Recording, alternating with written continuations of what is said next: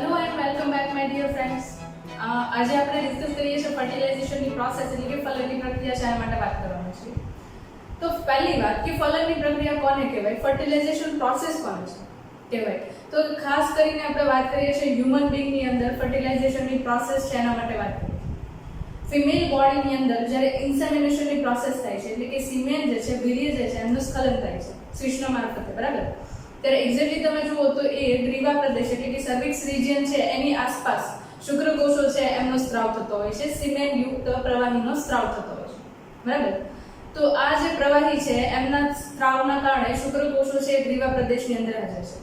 હવે ગ્રીવા પ્રદેશની અંદર હાજર શુક્રકોષો છે એ ધીરે ધીરે કરતા ટ્રાવેલ કરીને ક્યાં આગળ પહોંચશે, તો કે ટ્રાવેલ કરીને પહોંચશે એમ્ફ્યુલા ઇસ્થમેટિક જંક્શન એટલે કે અહીંયા આગળ આપણે વાત કરીએ છીએ તુંબિકા ઇસ્થમસ પ્રદેશ છે કે જ્યાં એક્ઝેક્ટ જોડાણ પ્રદેશ છે.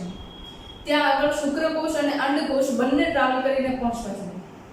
જ્યારે બંને ટ્રાવેલ કરીને ત્યાં આગળ પહોંચે છે ત્યારે એક્ઝેક્ટલી ફલનની પ્રક્રિયા છે એ સ્ટાર્ટ થાય છે, બરાબર. એટલે પહેલો પોઈન્ટ અહીંયા આગળ કયો યાદ રાખવાનો છે, તો કે પહેલી વસ્તુ અહીંયા આગળ આપણે યાદ રાખીશું, ફલન જે છે એમાં અંડકોષ એટલે કે ઓવમ, આની અંદર વધારે સ્પેસિફિક કહું તો તમને હું અહીંયા આગળ કહીશ દ્વિતીય પૂર્વ અંડકોષ, જેને આપણે સેકન્ડરી oocyte કહીએ છીએ, બરાબર. એની સાથે અહીંયા આગળ શુક્રકોષ એટલે કે સ્પર્મ છે એ જોડાય છે.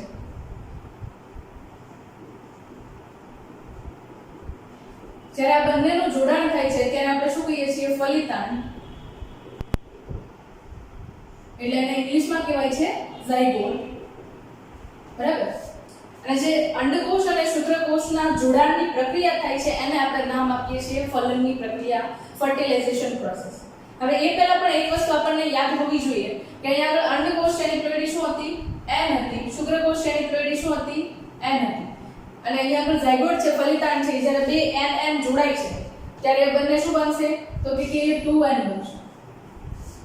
હવે એની સાથે બીજી એક વાત કહી દઉં કે n છે એટલે અહીંયા આગળ 23 રંગસૂત્રો હશે, અહીંયા પણ 23 ક્રોમોઝોમ, અને અહીંયા આગળ જ્યારે બંને મિક્સ થશે ત્યારે 46 નંબર ઓફ ક્રોમોઝોમ એટલે કે 46 રંગસૂત્રો છે એ ત્યાં આગળ તમને જોવા મળશે, બરાબર. ફલનની પ્રક્રિયાના અંતે બનતો ફલિતાંડ છે, ઝાયગોટ છે, એ હું એવું કહી શકું કે ન્યૂબોર્ન બેબી માટેનો પ્રથમ કોષ છે, first cell four newborn baby, બરાબર. નવા વિકાસ પામતા બાળક માટેનો પ્રથમ કોષ.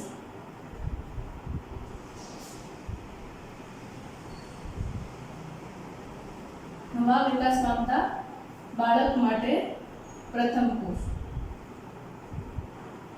આવું આપણે કહી શકીએ, રાઈટ. હવે એક પ્રોસેસ જે છે એને થોડી ડિટેલમાં સ્ટડી કરવાની સ્ટાર્ટ કરીએ. ફર્સ્ટ ઓફ ઓલ એના માટે આપણને યુટેરાઇન સ્ટ્રક્ચર છે એ થોડું ઘણું યાદ હોવું જોઈએ, બરાબર.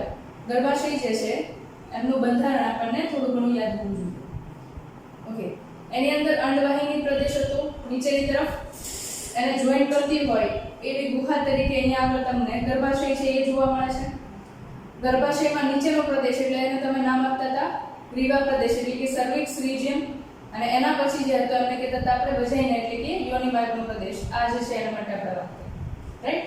એક આવા પ્રકારનું સ્ટ્રક્ચર છે આપણે જોવા મળે છે. અને આના ઉપરાંત અહીંયા આગળ તમે જુઓ તો ઇન્ફન્ટિબ્યુલમનો રિજન હતો, અને એ ઇન્ફન્ટિબ્યુલમનો જે રિજન છે ત્યાં આગળ તમે જુઓ તો એની સાથે જોડાણ પાવતો હોય એવા અંડપિંડ છે એ પણ ત્યાં આગળ હાજર હતા, બરાબર. કે જે અંડકોષો છે એ ફલનની પ્રક્રિયાના અંતે મુક્ત થાય જે ડાયરેક્ટલી અંડવાહિની નિવાપ છે ઇન્ફન્ટિબ્યુલમ છે એના મારફતે આગળ ઉપર ટ્રાવેલ કરે. આ પ્રોસેસ આપણે યાદ રાખવાની છે. હવે એક્ઝેક્ટલી સ્ટાર્ટિંગનો જે પોઈન્ટ હતો આ જે છે એ શું હતું, તો કે અંડવાહિની નિવાપ, એના પછી જે આવતા હતા એ પ્રદેશને આપણે કહેતા હતા તુંબિકા એટલે કે ઇસ્થમસ, એમ્ફ્યુલા.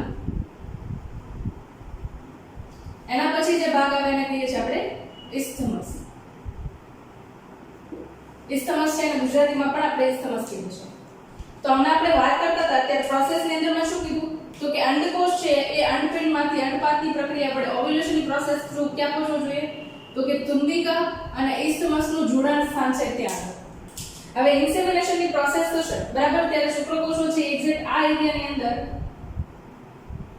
વીર્યસ્ખલનના કારણે ઇન્સેમિનેશનની પ્રોસેસના કારણે આ અહીંયા આગળ છે, બરાબર. હવે ફિમેલ જેનાઇટલ ટ્રેક્ટ છે એ આખો આપણને ખબર છે કે અમુક પ્રકારે સતત દ્રવ્યોનો સ્ત્રાવ કરતો છે, અને સતત દ્રવ્યોના સ્ત્રાવના કારણે જે દ્રવ્ય જમા થાય છે એના કારણે શુક્રકોષો છે એ સતત ગતિ કરીને ક્યાં પહોંચવા જોઈએ, તો કે ઇસ્થમસ તુંબિકા પ્રદેશ છે ત્યાં આગળ શુક્રકોષ પહોંચવા છે. જો એક્ઝેક્ટલી આ એરિયાની અંદર શુક્રકોષો અને અંડકોષ પહોંચે છે તો તમને ફલનની પ્રક્રિયા જોવા મળશે, નહીંતર ફલનની પ્રક્રિયા જોવા મળશે.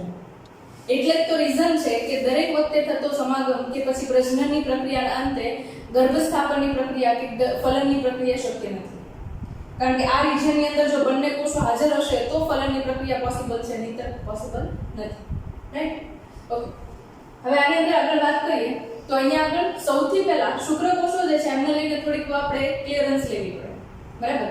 સૌથી પહેલી પ્રોસેસ કઈ થઈ તો કે ઇન્સેમિનેશનની પ્રોસેસ થઈ. એના પછી એક ટર્મ આવે, એક વૈજ્ઞાનિક શબ્દ આવે જેને આપણે કહીએ છીએ કેપેસાઇટેશન. નામ યાદ હોય તો આ પહેલાના લેક્ચર્સ છે એની અંદર પણ કેપેસાઇટેશન માટે વાત થઈ ગઈ છે.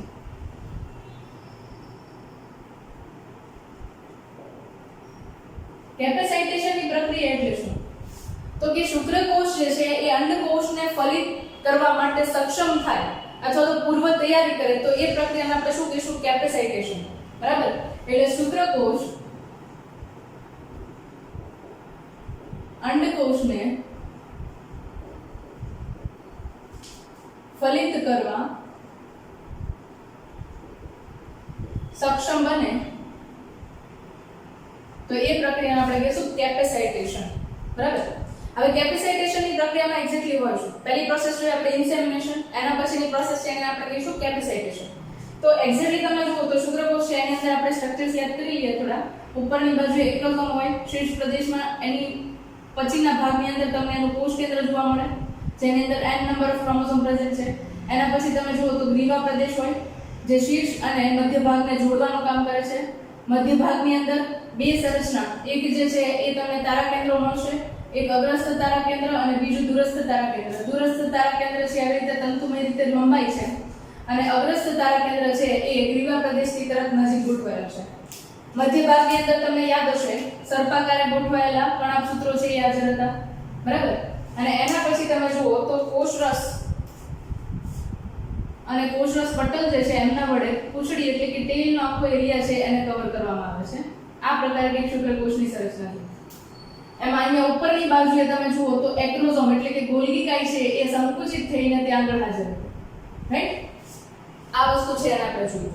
હવે નેક્સ્ટ જે જોવાનું છે એ આના ઉપરાંત અહીંયા આગળ તમે ઉપરની બાજુ જુઓ ને તો થોડા ઘણા પ્રમાણની અંદર કોલેસ્ટ્રોલના મોલેક્યુલ. કોલેસ્ટેરોલ એટલે એક પ્રકારના ચરબીયુક્ત દ્રવ્યો, બરાબર. હવે જેવું અહીંયા આગળ પ્રોસેસ સ્ટાર્ટ થશે, શુક્રકોષો છે અહીંયા ટ્રાવેલ કરીને પહોંચવાની ટ્રાય કરે છે, ત્યાં સુધીમાં શું થશે તો કે અહીંયા પહોંચે ત્યાં સુધીમાં કોલેસ્ટ્રોલના મોલેક્યુલ છે ઉપરની બાજુએથી વોશ આઉટ થઈ જશે, વાઇપ આઉટ થઈ જશે, બરાબર. અને એને અકોર્ડિંગ અહીંયા આગળ જે આ એક્રોસોમ છે, બરાબર, એ એક્રોસોમ છે એ શુક્રકોષના પ્લાઝ્મા મેમ્બ્રેન એટલે કે કોષરસ પટલ છે એની સાથે મિક્સ થઈ જશે અને એના કારણે અહીંયા આગળ અંડકોષ જે છે એનું સ્ટ્રક્ચર છે એને પણ થોડું યાદ કરીએ, બરાબર. અંડકોષ જે છે એની અંદર સૌથી અંદરની બાજુ પહેલા એનું કોષ કેન્દ્ર, n નંબર ઓફ ક્રોમોસોમ, પછી એનું કોષરસ પટલ પ્લાઝ્મા મેમ્બ્રેન, એના પછી આવશે ઝોના પેલ્યુસિડા, બરાબર. અને એના પછી તમે જુઓ તો પ્રોસેસની અંદર તમને કોરોના રેડિયેટાના સેલ્સ જોવા મળશે જે લગભગ તમે ફોલિક્યુલર સેલ્સ પણ કહી શકો. આ બધા જે હતા એ પુટિકીય કોષો અંડપાત થાય ત્યારે એ દરમિયાન એની સાથે જ મુક્ત થાય છે. આવું એક બંધારણ છે એ અંડકોષનું તમે જુઓ છો. આ બધા જ બંધારણના નામ છે ખાસ આપણને યાદ રહેવા જોઈએ, ભૂલાવા નહીં જોઈએ, બરાબર. એક્ઝામની અંદર પૂછાઈ શકે છે. કયા કયા સ્તર છે એકવાર ફરીથી યાદ કરી લઈએ. સૌથી અંદરનું ન્યુક્લિયસ, એના પછી તો કે એના પછી કોષરસ પટલ, પ્લાઝ્મા મેમ્બ્રેન ઓફ એક સેલ અથવા તો ઓસાઇટ, અને એના પછી તમને મળે છે એને કહીશું આપણે ઝોના પેલ્યુસિડા. એના પછી જે મળે છે એને આપણે કહીશું કોરોના રેડિયેટાના સેલ્સ, બરાબર. આ રીતે એક બંધારણ હોય છે. નામ લખી લઈએ. Corona radiata cells. બરાબર. એના પછી છે તો એને શું કહેતા હતા આપણે? ઝોના પેલુસિડા. એના પછી છે ને તો કે પ્લાઝ્મા મેમ્બ્રેન એટલે કે કોષરસ પટલ ઓફ ઓસાઇટ, અને અંદરની બાજુ છે એ શું છે તો કે ન્યુક્લિયસ. ઓકે, એની સાથે સાથે તમે એનો કોષરસ જુઓ છો. હવે કોષરસને લઈને અને અંડકોષને લઈને આપણે થોડા ક્લિયર હોવા જોઈએ, થોડા શબ્દો છે એને ધ્યાનમાં લઈએ. બરાબર. અહીંયા જે અંડકોષ જે છે એ નોન ક્લિયોડોઇક ટાઈપનો છે, એટલે કે જેની ફરતે કેલ્શિયમ કાર્બોનેટનું આવરણ નથી. બરાબર. એટલે અંડકોષ કેવો છે? નોન ક્લિયોડોઇક. એ આ પહેલો પોઈન્ટ યાદ રાખશું અંડકોષમાં. બીજી વસ્તુ, આ અંડકોષ છે માઇક્રોલેસિથલ એગ છે, એટલે એને ગુજરાતીમાં આપણે કહીએ છીએ અલ્પજર્દીય કોષ, અંડકોષ. બરાબર. એને શું કહીશું આપણે? અલ્પજર્દીય અંડકોષ. આ બે વસ્તુ જે છે એને આપણે ખાસ યાદ રાખીશું હ્યુમન એગ સેલ છે એમને જોઈએ છે ત્યારે. બરાબર. તો આ પ્રકારે તમને કંઈક એનું બંધારણ જોવા મળે છે. ઓકે, હવે કેપિસાઇટેશનની પ્રક્રિયા થઈ છે એના પછી બીજી એક વસ્તુ છે એને આપણે જોવી પડે, ફર્ટિલાઇઝિંગ એન્ડ એન્ટી ફર્ટિલાઇઝિંગ રિએક્શન. બરાબર. ફર્ટિલાઇઝિંગ એન્ડ એન્ટી ફર્ટિલાઇઝિંગ રિએક્શન.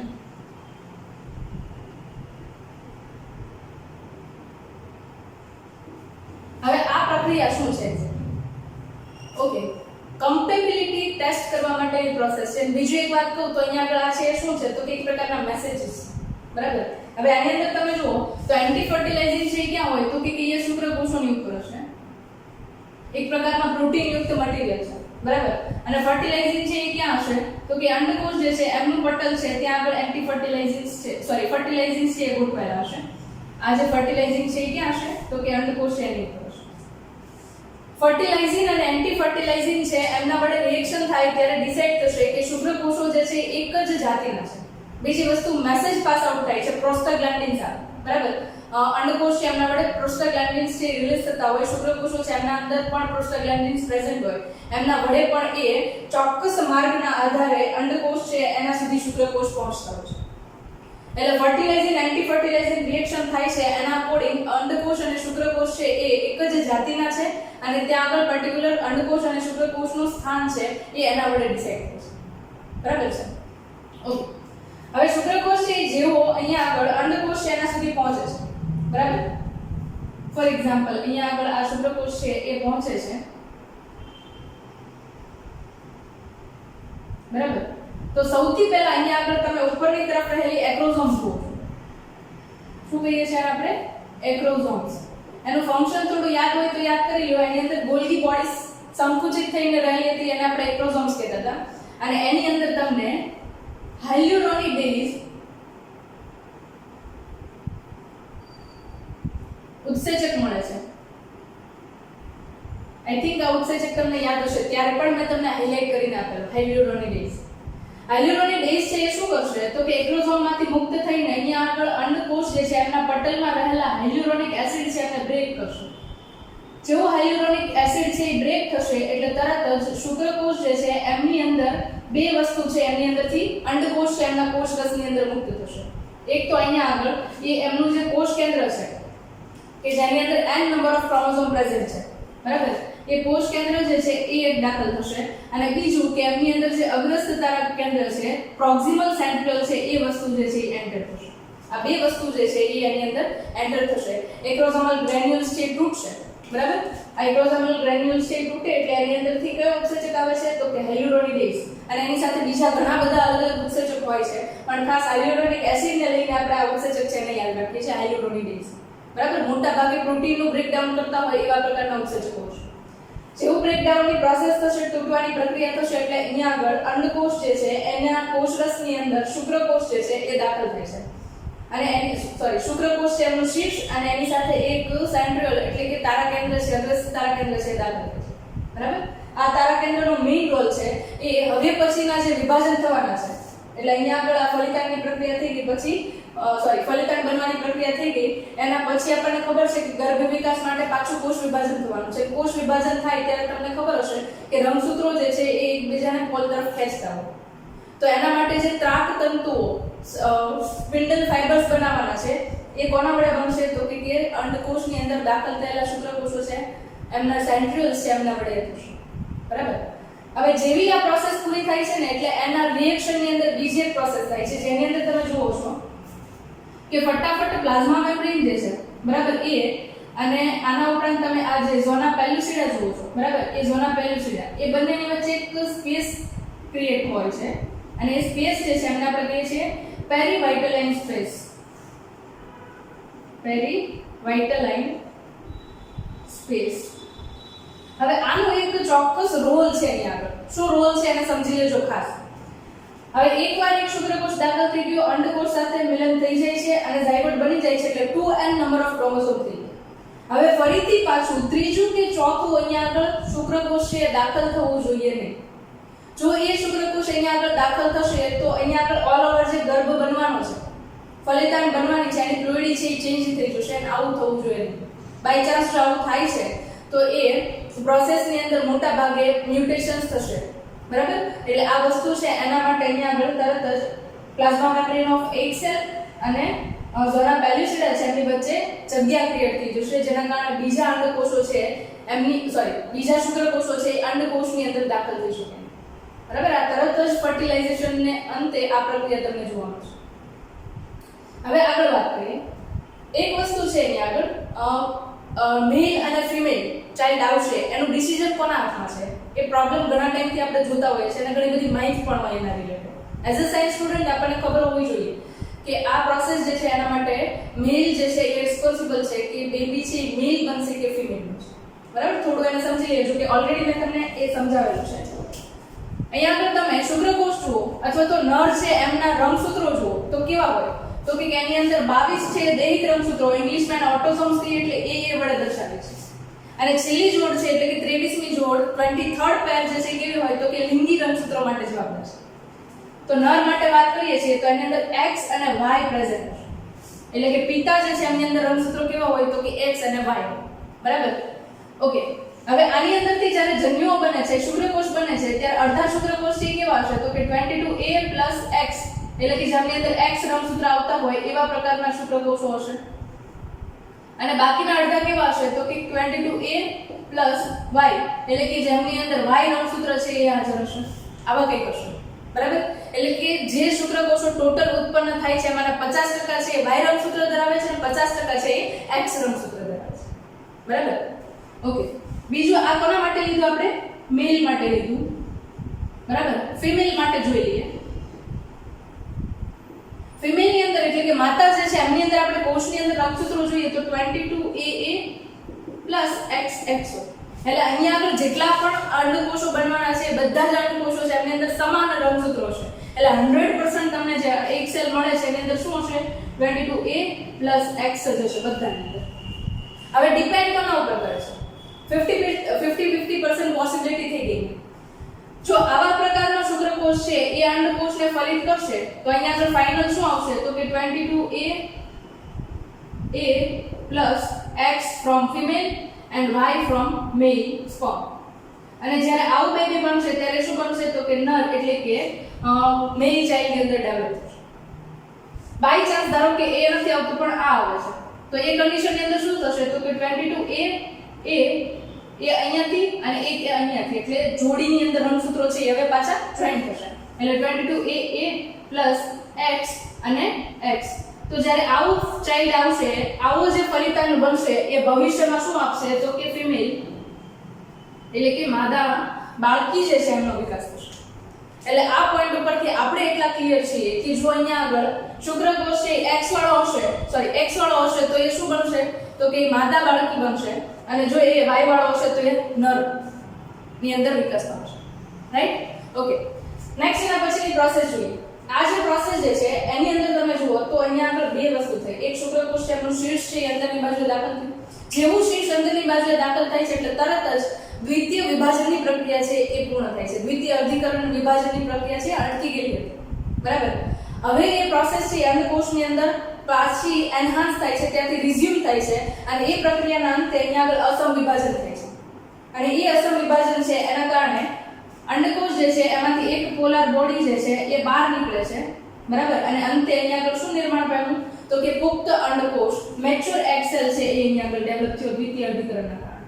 અને જેવું એ ડેવલપ થાય છે એટલે તરત જ અંડકોષ અને શુક્રકોષ છે બંનેના પ્રોન્યુક્લિયસ છે એ હવે પછી ભેગા થઈ જાય છે, અને ભેગા થાય છે પછી એમની અંદર રહેલા રંગસૂત્રો જે છે એ 23+23 હતા, એના બદલે હવે ડેવલપ થશે એ શેમાં તો કે 46 માં ડેવલપ થઈ જશે, બરાબર.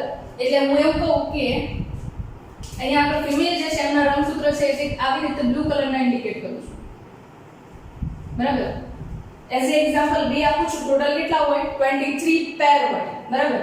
તો અહીંયા આગળ 23 માં એક ક્રોમોસોમ છે એ ફર્સ્ટ પેર નો ફિમેલ માંથી ને એક મેલ માંથી આવી રીતે તમને આખું પેરિંગ જે છે એ કમ્બાઈન થતું જોવા મળશે. લગભગ 12 વર્ષના ટાઈમની અંદર ફર્ટિલાઇઝેશનની પ્રોસેસ થાય એના પછીના 12 કલાકમાં આ રંગસૂત્રોના ભેગા થવાની પ્રક્રિયા છે એ થતી છે, બરાબર. અને એના પછી ધીરે ધીરે કરતા અહીંયા આગળ જે આ પ્લાઝ્મા મેમ્બ્રેન ન્યુક્લિયર એન્વેલોપ છે એટલે કે કોષરસ પટલ છે ધીરે ધીરે કરતા ડિગ્રેડ થવા મળશે અને ફલિતાંડ બની ગયું છે એની અંદર હવે પછી વિખંડનની પ્રક્રિયા તમને જોવા મળશે, એટલે કે ક્લીવેજ,